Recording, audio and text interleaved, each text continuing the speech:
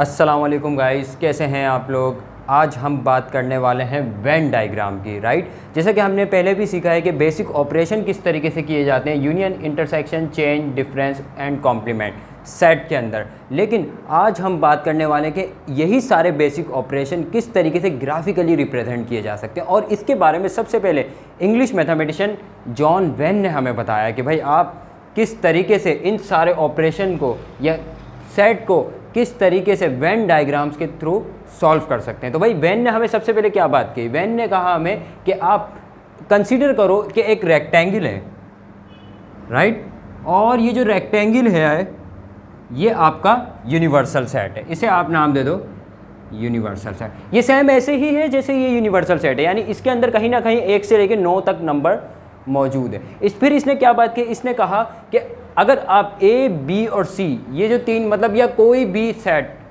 जो इसका सबसेट हो, राइट, जिसके लिए यूनिवर्सल सेट हो, उन सेट को इनके अंदर ढूंढेंगे तो ये आपको कहीं ना कहीं मिलेंगे। जैसे ये आपको ए मिल गया, राइट।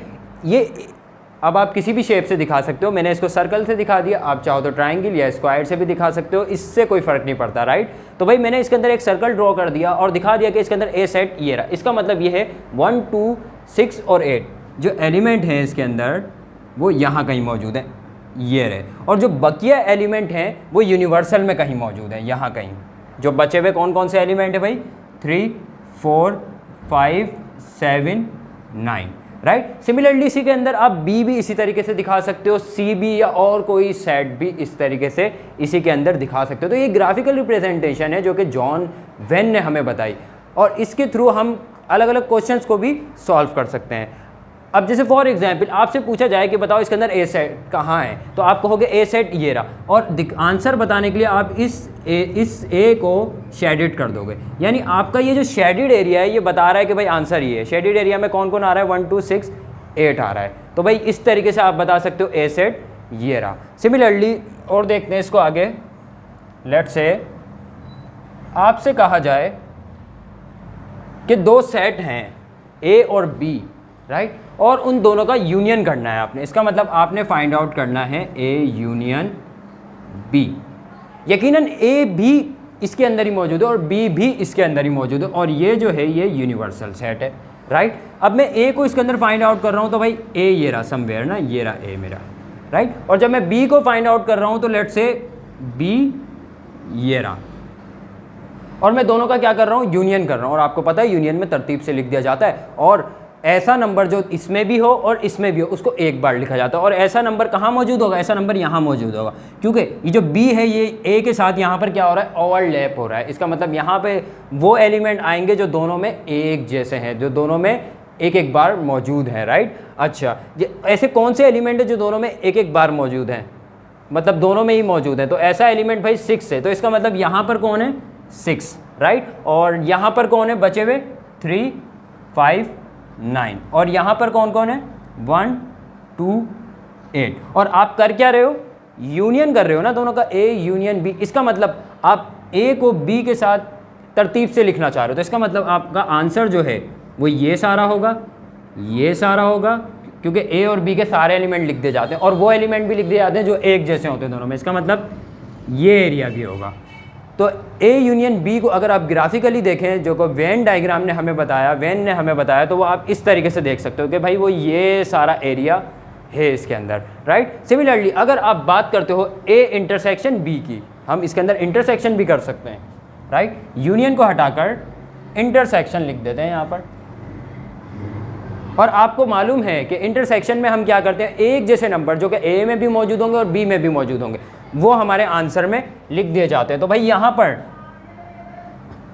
ए और बी के अंदर एक जैसे नंबर कौन से हैं भाई,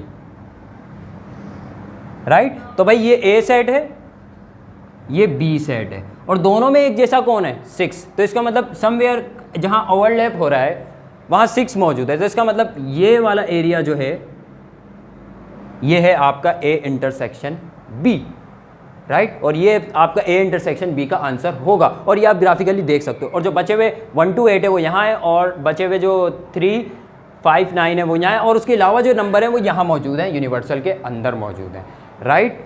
तो भाई और ये सब चीज़ें ही यूनिवर्सल के अंदर है, लेकिन वो बचे हुए यहाँ मौजूद हैं जो इसके अलावा हैं, ए और बी के अलावा हैं। तो इसका मतलब आपको इंटरसेक्शन मालूम करने के लिए कहा जाए तो आप इस तरीके से इंटरसेक्शन मालूम कर सकते हैं, राइट। उसके बाद बात की जाती है चेंज की।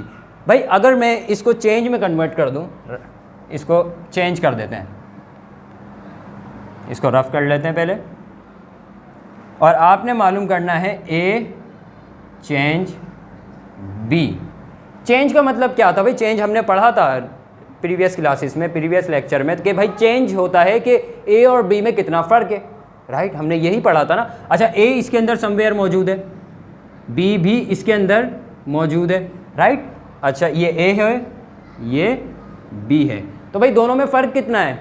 भाई ये तो सिमिलर है दोनों, ये तो सिमिलर है, इसका मतलब ये तो आंसर में आएगा नहीं, आपने दोनों में फ़र्क बताना है, दोनों में फ़र्क कितना है, चेंज कितना है, राइट। तो भाई चेंज इतना है, ए में ए इतना चेंज है और बी इतना चेंज है, इसका मतलब आपका आंसर ये वाला पार्ट और ये वाला पार्ट होगा। इसका मतलब ये आपके आंसर में 1 2 8 3 5 9 आएगा, जो कि यहाँ और यहाँ से आपको मिल जाएगा, और ये सेंटर वाला पार्ट नहीं है और ना ही ये वाला पार्ट आएगा, राइट। तो इसका मतलब चेंज निकालने के लिए कहा जाए तो आप किसी भी दो सेट के लिए इस तरीके से फाइंड आउट कर सकते हो। और देखते हैं इसके आगे, फोर्थ ऑपरेशन है हमारा डिफरेंस, ओके। अगर आपसे कहा जाए कि भाई a माइनस बी मालूम करो, इसका मतलब ये है कि a b से कितना अलग है, राइट। तो भाई इसके अंदर a भी मौजूद है और इसके अंदर b भी मौजूद है, और a b से कितना अलग है? तो भाई इतना तो सिमिलर है, ये तो आंसर में आएगा नहीं। और a b से कितना अलग है? तो भाई पहले सेट वाला लिखा जाता है ना, तो इसका मतलब ये सारा ये अलग है, बस इतना तो सिमिलर है, तो इसका मतलब आंसर ये है। और यही करते हैं हम माइनस में कि दोनों को सेम वैल्यू काट देते हैं और जो पहले ब्रैकेट की वैल्यू होती है वो लिख दी जाती है, तो इसका मतलब ये आपका आंसर हो गया। इसी तरीके से अगर आपसे पूछा जाए कि भाई आपने a माइनस बी नहीं बल्कि b माइनस ए निकालना है कि b a से कितना अलग है, तो आप क्या करोगे? इस बार आप b के लिए मालूम कर रहे हो तो आपका ये वाला शेडेड एरिया हो जाएगा, इसका मतलब आपका आंसर ये होगा, ना ये और ना ये और ना ये, सिर्फ और सिर्फ ये एरिया आपका शेडेड हो जाएगा, क्योंकि b इतना अलग है, इतना तो सिमिलर है ना इसके साथ, और इतना तो b है ही नहीं, यहाँ भी b है ही नहीं, b सिर्फ यहाँ है और इतना सिमिलर है, अलग कितना है? सिर्फ इतना है। तो इसका मतलब आपसे अगर कहा जाए कि डिफरेंस मालूम करो किसी दो सेट के अंदर, वो भी आप इजीली फाइंड आउट कर लोगे। लास्ट हमारा है कॉम्प्लीमेंट। तो भाई कॉम्प्लीमेंट किस तरीके से मालूम करेंगे? अगर आपसे कहा जा रहा है कि भाई ए का कॉम्प्लीमेंट मालूम करो, ए का कॉम्प्लीमेंट, ये किसी भी सेट का कॉम्प्लीमेंट मालूम करने का मतलब ये होता है कि आप जानना चाहते हो जो नंबर ए के अंदर मौजूद है, कि यूनिवर्स में उसके, या यूनिवर्सल सेट में उसके अलावा भी कुछ नंबर हैं, तो हाँ बिल्कुल है। अगर ए सेट ये है आपके पास, राइट, और आप ए का कॉम्प्लीमेंट मालूम कर रहे हो, तो इसका मतलब आप जानना चाह रहे हो कि इसके अलावा भी यूनिवर्सल में कुछ है, तो हाँ भाई ये सब है, ये सब मौजूद है यूनिवर्सल में, तो आपका आंसर ये सब होगा। और ये क्या होगा? ये होगा कि भाई 1 2 6 8 तो कट जाएगा, राइट, बचेगा क्या आपके पास? 3 4 5 7 9।